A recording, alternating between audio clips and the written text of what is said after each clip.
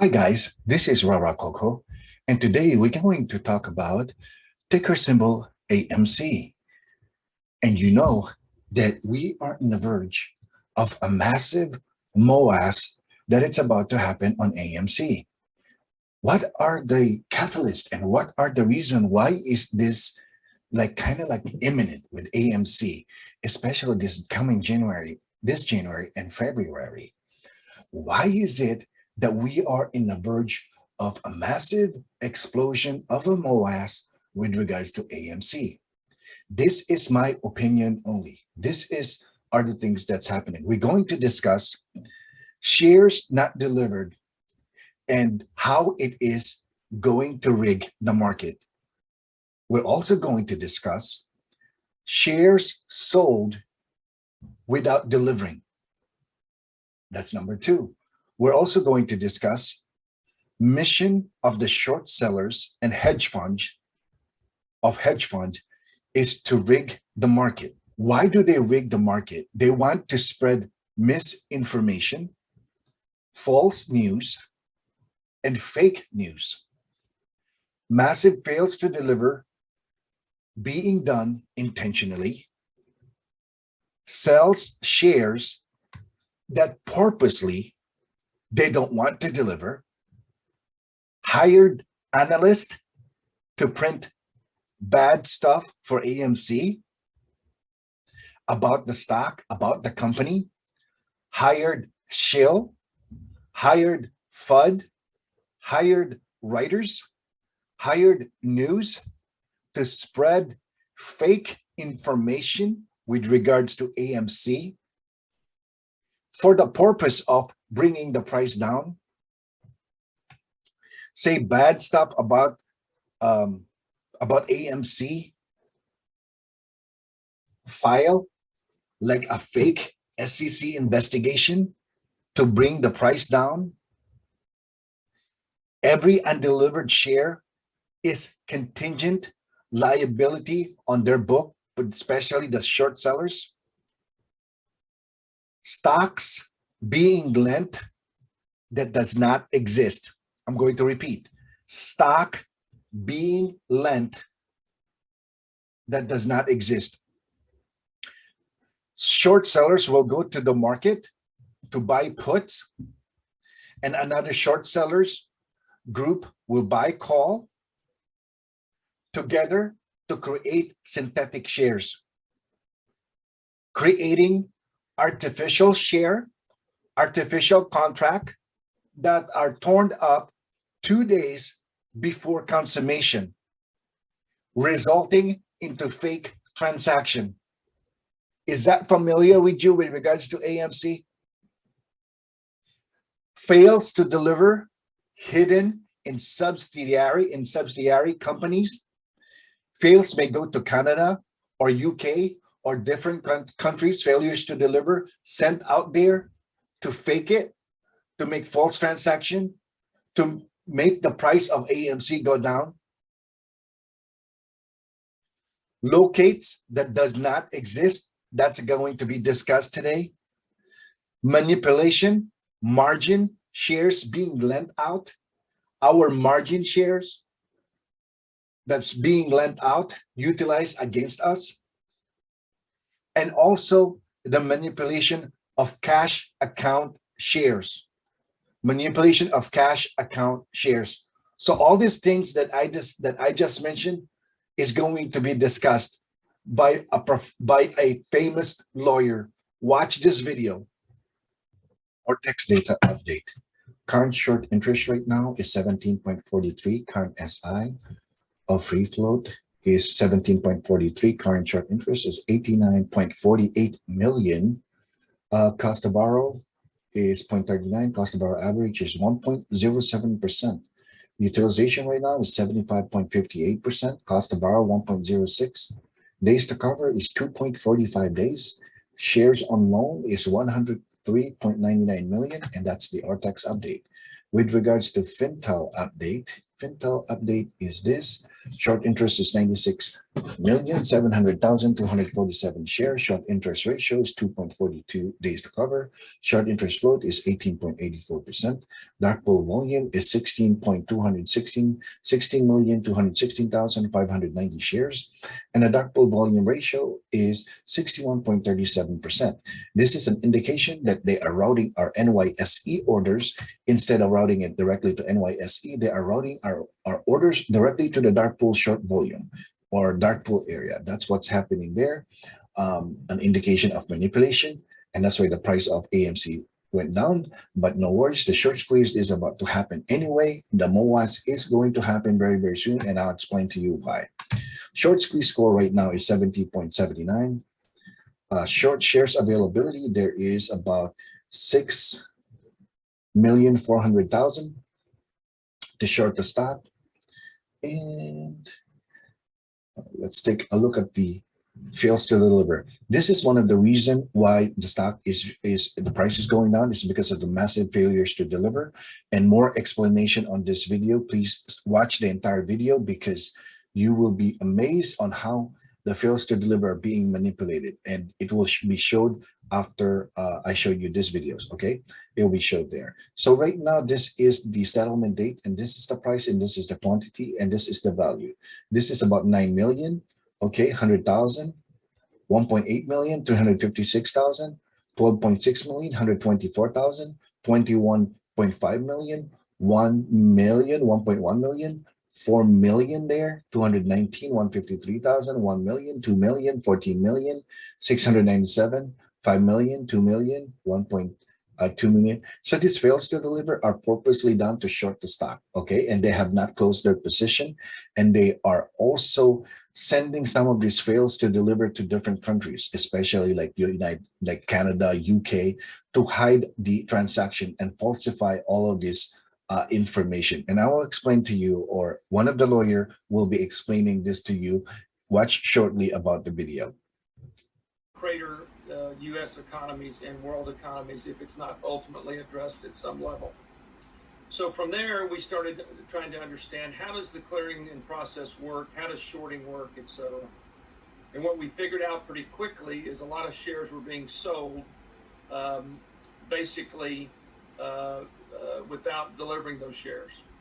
And what we learned is that in the clearing and the clearing process, that a lot of the departments that are responsible for buying shares in if they're not delivered just wasn't happening. So we began to investigate that. We then teamed up with Patrick Byrne of Overstock.com. We then filed that case, and we figured out in the process of that case that ultimately the mission of the bad guys was to rig the market. Overstock.com. We then filed that case, and we figured out in the process of that case that ultimately the mission of the bad guys was to rig the market. So how do they rig markets? They do it in about 5 different ways. They rig it with misinformation, in this case from Gradient Analytics and Camelback Research, who are actually being paid by a hedge fund to give Overstock an F. Ultimately, that case settled, and we then went on to sue the prime brokers. From there, we learned that massive fails to deliver existed in many of those firms. We learned that the class actions that were filed against the firm, Overstock, were really done in bad faith. We also surprisingly got an SEC investigation, ultimately to help push the stock down.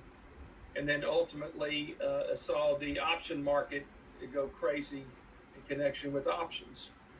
So we learned there, including from emails and other things I can't talk about because the information in that case is legally protected, as they are in many of these cases. I learned that the perfect storm is to have them sell shares that they don't deliver, get analysts to print bad stuff about you, or people on the boards to say bad things about you, go after your auditors, get an SEC investigation started, team up with class action lawyers to sue you for something, and ultimately the mission is to do everything they can to drive the stock down. Why? Because every undelivered share is a share that is a contingent liability on their books. So basically, from there, I'm being asked to scoot closer to the camera.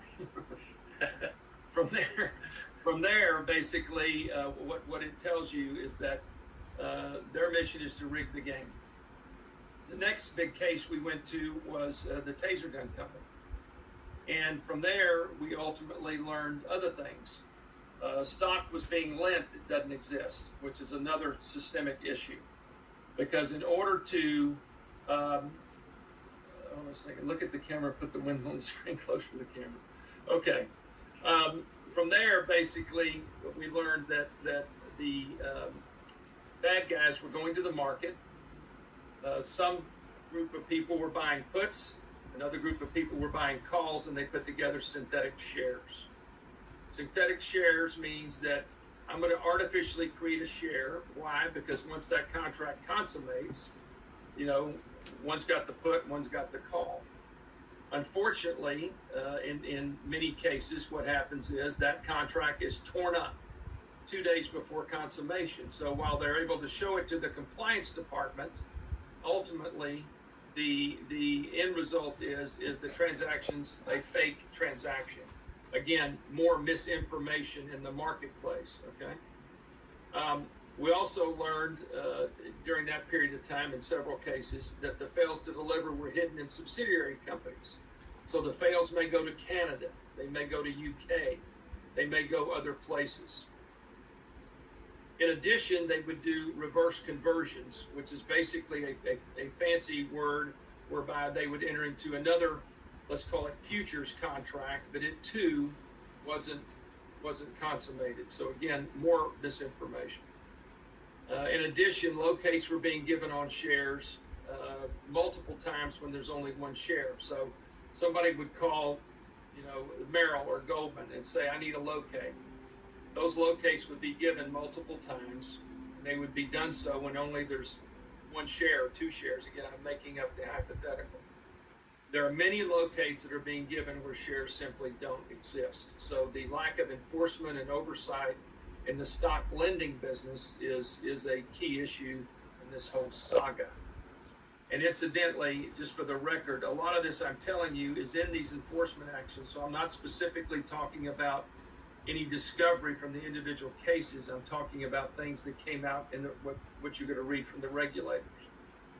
So in addition to lending their clients margin shares, which don't forget, each one of you out there who signs a margin agreement, it gives them contractually the right to lend your shares.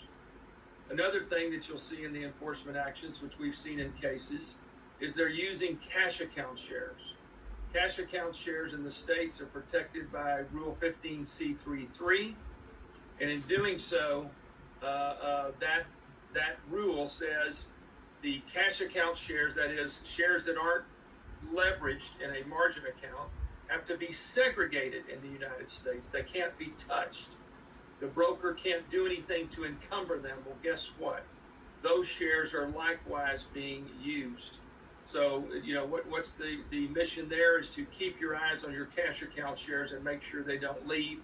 And if you can, get a lockup agreement, from your broker, because they are doing that. And as Dave knows, because Dave is a guy. And incidentally, just for the record, a lot of this I'm telling you is in these enforcement actions. So I'm not specifically talking about any discovery from the individual cases. I'm talking about things that came out in what you're going to read from the regulators. So in addition to lending their clients margin shares, which don't forget, each one of you out there who signs a margin agreement, it gives them contractually the right to lend your shares. Another thing that you'll see in the enforcement actions, which we've seen in cases, is they're using cash account shares. Cash account shares in the states are protected by Rule 15C3.3, and in doing so, that rule says the cash account shares, that is, shares that aren't leveraged in a margin account, have to be segregated in the United States. They can't be touched. The broker can't do anything to encumber them. Well, guess what? Those shares are likewise being used. So, what's the mission there is to keep your eyes on your cash account shares and make sure they don't leave. and if you can, get a lockup agreement, from your broker, because they are doing that. And as Dave knows, because Dave is, I think, originally from Canada, as I recall, basically Canada changed the rules here about 2 years ago when I went up to speak on a symposium that the Macmillan firm in Canada had given, and I spoke out against cash account shares being used in Canada. They can now use your cash account shares to actually short against you for their own proprietary trading account. Oh, but it's with your consent. Many people probably don't read the fine print when they gave that consent, but believe it or not, that's legal in Canada until they change that, if you can imagine anything that crazy. So, Wes, do you think that again, that's not my area of expertise, but I do know because I have clients that own big blocks of shares that have that agreement. So I do know it can be done and it exists. And I can also tell you, I know hundreds and hundreds of instances where, not with the lockup agreement, but where it was put in a cash account shares, that the shares disappeared. Okay, they're gone. Because ultimately, don't forget, their mission is to try and use every conceivable share they can to cover up the crime. Okay, because it is illegal to, at least for us, and frankly, it should be for everybody, and it is illegal for everybody, but it's just not enforced. But for the individuals, it is enforced. We must borrow those shares before we can short. But that isn't how the big boys do the game. They get a borrow that isn't a real borrow, or they don't borrow at all, especially if they're self-clearing. For those like Citadel?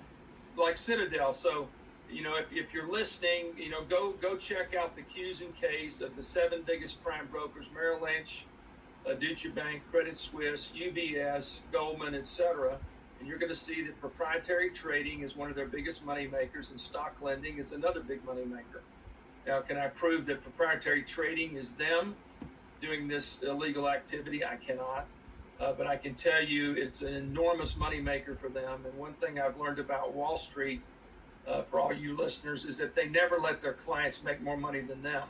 And that's an important thing to understand. When we first started in this space 20 years ago, it was a space that pretty much was exclusively in January of 2005, when that first got put into effect, Reg Show, which we worked so hard on. There were thousands of companies on there. Well, today, incidentally, there's very few, and the reason's very simple.